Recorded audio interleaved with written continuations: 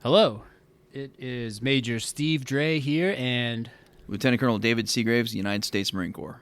hoorah! Kill. And we're here to talk United States versus Personnel Specialist Chief Petty Officer Franz Beauge.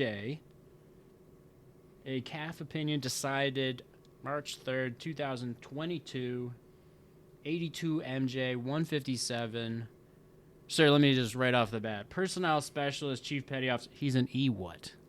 He's an E7, so that'd be Sergeant First Class for you soldiers. All right, thanks. We never know. Okay. Gunnery Sergeant for us Marines. Okay, so let's get into this case. What is this case about, sir? The case is about the limits on the duty to report and evidence of child abuse exceptions to the psychotherapist privilege under MRE 513. Looking at the facts of the case, here the appellant sexually abused his 12-year-old niece, who along with her family were staying at the appellant's house over the summer. Once school started, the niece reported the sexual abuse to her teacher and a guidance counselor. The guidance counselor referred the niece to a local therapist. The therapist reported the child abuse via the Florida Abuse Hotline Information System, as was required by Florida law. Once that happened, defense found out about it. They requested production of the psychotherapist's report to authorities. The government, in response, provided a confidential investigative summary of the hotline report. After receiving the summary, Defense and Child Protective Services had a chance to interview the niece. Now, the summary had included an allegation that the appellant had tried to penetrate his niece. However, the niece, in the subsequent interviews, had not mentioned any attempt to penetrate her. So defense cited this inconsistency in a motion to compel production of all records of communications between her and the psychotherapist, leading to a report of child sexual abuse, saying this inconsistency made it reasonably likely that these communications contained information the defense could use to impeach the niece.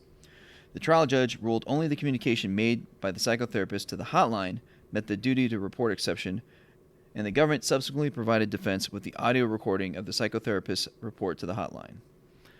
At trial, appellant was convicted of 2 specifications of sexual abuse of a child. Okay, so a lot going on there. So we've got a 12-year-old girl who reports something to a guidance counselor and a teacher. Teacher, guidance counselor refer her to a local therapist. She goes and talks to the local therapist.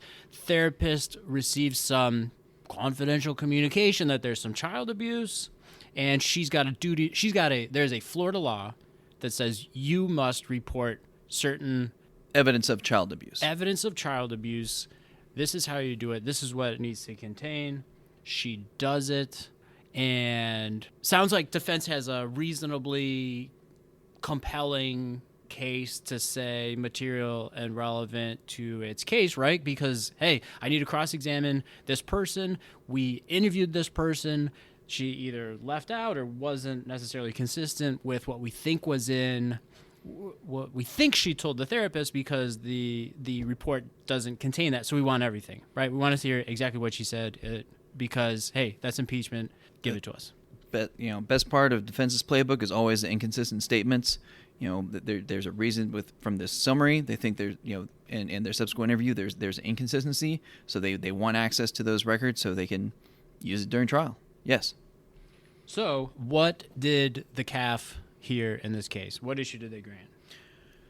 So they issued, the issue they looked at was, did the lower court create an unreasonably broad scope of the psychotherapist privilege by affirming the military judge's denial of discovery, denying remand for an in-camera review, and denying appellant's claim of ineffective assistance of counsel? Or, more cleanly, what is the scope of the duty to report exception of the psychotherapist privilege? And was trial defense counsel ineffective due to not seeking the psychotherapist records under the evidence of child abuse exception? All right, sir. So would they say the scope of that duty to report exception of the psychotherapist privilege is? Well, the court held that MRE 513D3 creates an exception to the privilege when a service regulation or state or federal law imposes a duty on the psychotherapist to report certain information derived from those communications, such as when a patient alleges child sex abuse. The court held that this duty to report exception makes discoverable the information that was required to be reported to state authorities. Okay, so that's an important point there, right? The state or law or regulation, whatever it requires, the sort of left and right limits of the statutory rule-based obligation to report to authorities, the only discoverable information as understood within 513 is whatever that state statute or whatever that statute or rule requires. Indeed, and an important distinction there is that it's the information required to be transmitted, the allegation, if you will, not the actual communication. So not the exact text of what was told. Not all those confidential communications necessarily, right? It's not like it opens a massive door, right? It's just, hey, it's the limits of that specific requirement of law. That's right. Okay, continue. They also held that the appellate's claim of ineffective assistance of counsel had no merit, even though defense did not seek the records under the evidence of child abuse exception. They said the child abuse evidence of child abuse exception and the duty report exception were coterminous, or basically they covered the same ground. Because the law here required, if there's evidence of child abuse, they have to turn it over. So they're getting at the same stuff, and under either exception, the defense would have received the same thing. Right, so coterminous here, perhaps not coterminous in every situation, though, right? Perhaps. Makes it pretty clear. Okay, so what do you think are the most important takeaways from this decision? Well, one, CAAF disagreed with NMCCA. They said that there was the plain meaning of this exception was not clear. There was no plain meaning. It was somewhat ambiguous. I feel like we haven't seen that in too many cases, right? It seems like a lot of the rules and regulations that the CAAF has been looking at, they find, well, the plain reading here is that this is pretty clear what the intent was. Here, an exception, though, right? They're saying, we think that this is a little ambiguous. Correct. So what they say, it's clear when this exception applies, not as clear as to, how broad this exception is, how much of an exception, to what extent this extension serves. Right, because the language not necessarily clear within 513. Certainly there's a duty to report exception, but we're not sure if the duty to report exception opens up the door to every single communication that happened that resulted in the duty to report, or just whatever was in the four corners of the information required to report. That's exactly right. So defense, understandably made the argument that, because it met this exception, that all the records should be available. Of course, the government said, and probably SVC, VLC, if you're in the Marine Corps, said, no, narrowly tailored should just be what the psychotherapist had to tell the law enforcement officials or the hotline. So what the court said is that when things are ambiguous, again, we usually don't have that as often, but when they're ambiguous, you have to look at the context of the rule. And so they looked at, MRE 513E4, which is your procedures after you have the in-camera review when a judge has decided to look at psychotherapist and see if they believe an exception applies. Well, once they decide that, they have to look at the evidence and they have to narrowly tailor what they provide to the parties. What they'd said is accepted from this privilege. And so the language of narrowly tailoring is what they kind of latched onto and saying, okay, we have to look at this as closely or as narrowly as possible. Great. And then they address an interesting argument from the appellant here that the language within a few sections of 513 indicates that, well, this isn't really protected information, right? That it's not protected because it's required to be disclosed under this duty to report statute. And so that sort of vitiates the privilege, vitiates the protection. And so because it is not privileged, there can't be an exception, right? It's just... It'd be meaningless to have an exception if what it was accepting was not privileged. So if you look at it another way, so the defense made the argument that communications from the patient to the psychotherapist, privileged. Right. Check. Got it. From the psychotherapist to a third party, like a Florida abuse hotline, law enforcement, things like that, they said that psychotherapist to law enforcement was never privileged. So since that's not privileged, it would make no sense for to need an exception for that privilege. And so if that communication from the psychotherapist to law enforcement or hotline, etc., if that wasn't privileged, then there'd be no reason for this exception, and that interpretation would mean that whole section is meaningless. Now, the court looked at this, and they kind of latched on to the definition of communication under 513b4. So they said noting that communication is confidential if not intended to be disclosed to third persons other than those to whom disclosure is in furtherance of rendition of professional services to the patient or those reasonably necessary for such transmission of the communication. So they looked at that language and a number of state opinions on this type of law, and their ruling was that even though it had to go to law enforcement or this abuse hotline, because that information is still kept confidential, that remains privileged. Right. We've got a really long footnote here with a whole bunch of other jurisdictions that essentially are saying, yeah, it's not like this information. We're not waiving the privilege here. We're not vitiating the privilege just because this information goes to another agency or body, right? Like, just because it's going somewhere else, because it still retains that confidentiality. It's not like it's like, okay, I'm sending it to someone else and now it can go anywhere in the universe. So it's going for a very limited purpose, right? This type of law, this duty to report law exists. So, very vulnerable people, if there's just an inkling of some type of abuse is out there, then we've got adults getting involved and taking care of it.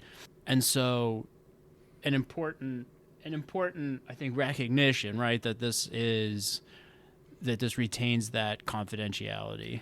Exactly. I think the phrase I would hang my hat on if you're making this argument under 513b4 is in furtherance of the rendition of professional services.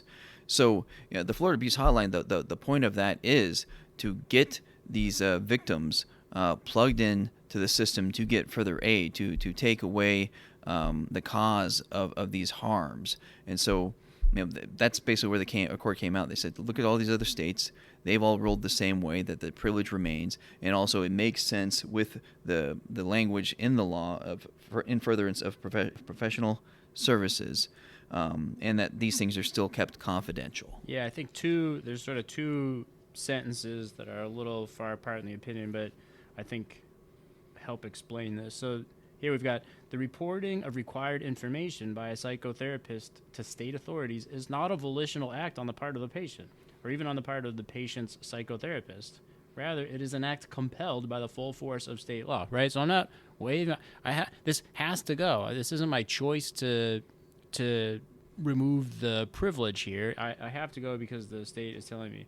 And then second here, that a communication is confidential if it's not intended to be disclosed to a third person other than those to whom disclosure is in furtherance of the rendition of professional services. And that's what you're saying is that, right, like it's going here for a very narrow, select group of people or body of people for a very narrow, select reason. And so it's not going to destroy the rest of the privilege. That makes a lot of sense. So the second part you're talking about there is exactly what I was just talking about, like reading it within the context of the rule itself. And the first thing, talk about the volition, that you're exactly right. That cuts against the first prong of MRE 510 waiver, and that waiver has to be voluntary. You're very right. All right, great, sir. So what else on this case? So basically, what's our takeaway? What's the field need to know? So I would look at, when you look at the duty to report and evidence of child abuse exceptions, again, the court really narrowed that to just the information that the psychotherapist was required to give the Florida Abuse Hotline or law enforcement. In accordance with state law. Yes. So in the actual case at trial, they gave the full recording. That wasn't required. Looking at this C.A.A.F opinion, that summary that was provided at first, that would have been fine. And so if you want to do that, I think you could reasonably hang your hat on that. I think also going forward, something to watch. Sorry to interrupt, but something maybe to watch for though is the court does certainly acknowledge that the confidential nature of this information in Florida, and they've got this massive footnote with all these jurisdictions that treat it confidentially. Perhaps just be cautious out there if this comes up. Make sure that the jurisdiction that compels disclosure of otherwise privileged information does sort of keep it close hold, right? I can't imagine there are. I mean, I don't think this case references any jurisdictions that don't specify that it is. It's a point. It remains confidential, but it's not. I mean, it appears that it could be a problem, so pay attention to it. Look at the primary sort, right? Look at the statute. Look at the rule that compels that disclosure. Just make sure that it's. In your motion, you need to have something from some official affidavit, statement, or put them on the stand saying this stuff is not released to other people.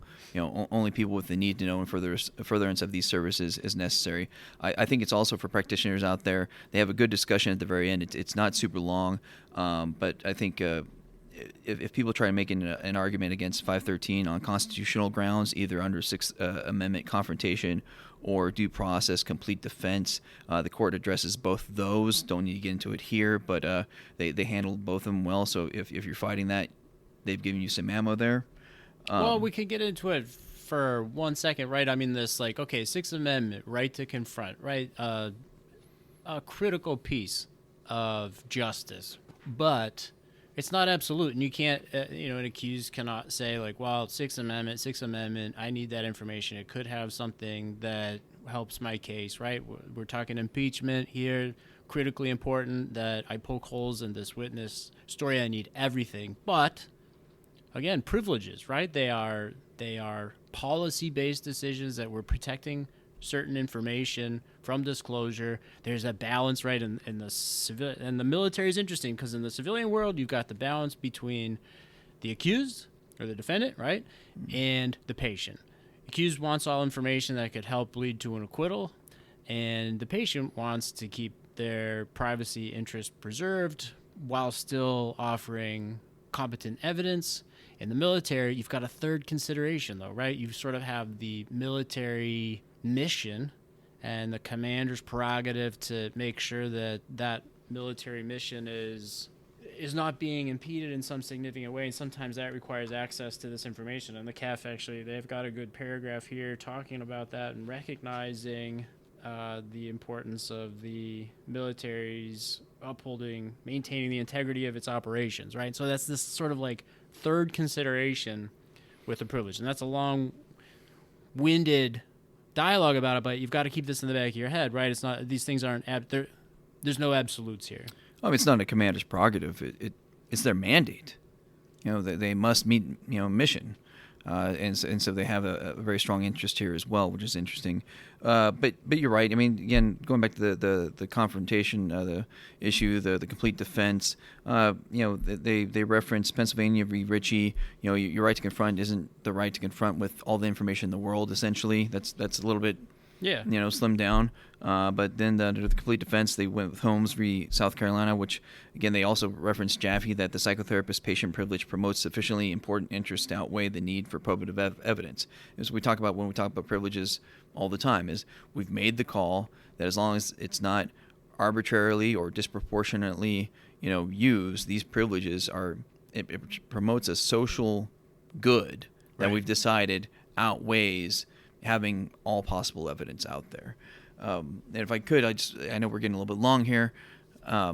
So another thing to think about is an issue that has not come up in the appellate courts yet is the question of waiver and whether there should be exceptions involving the integrated disability evaluation system or medical boards, IDES, or being med-boarded out.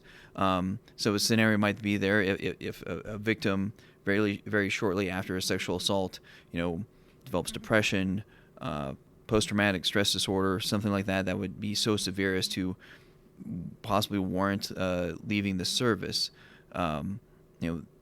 Whether they're giving over psychotherapist records to these med boards or IDES so they can get further services as they get out. The question is out there whether that would waive the privilege. Right, they're giving it to and this sort of goes to what we were talking about related to the third party keeping things confidential. I think that probably becomes a tougher argument for a victim to say, well, it's confidential. I sent it. Now all sorts of agencies and bodies have it because they're trying to figure out my disability rating or what kind of treatment I'm entitled to as a result of some service-connected problem.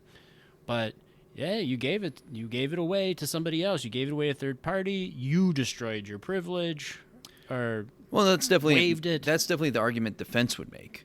Right. And now with this case, the argument that a trial counsel or an SVC VLC would make was, well, this was a necessary communication. We had to give that person in furtherance of additional services. Yeah, so but to me, necessary is not the same as compelled, right? I mean, that's the argument. That would probably be the rub.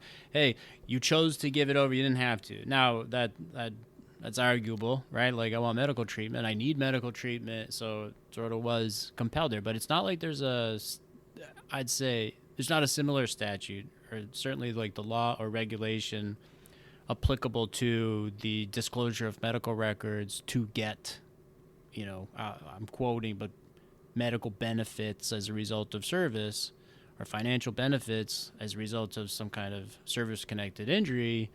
Maybe that's not as compelled, as something like this Florida statute here that says, no, you will report any sort of allegation of abuse if you're a therapist. Sorry.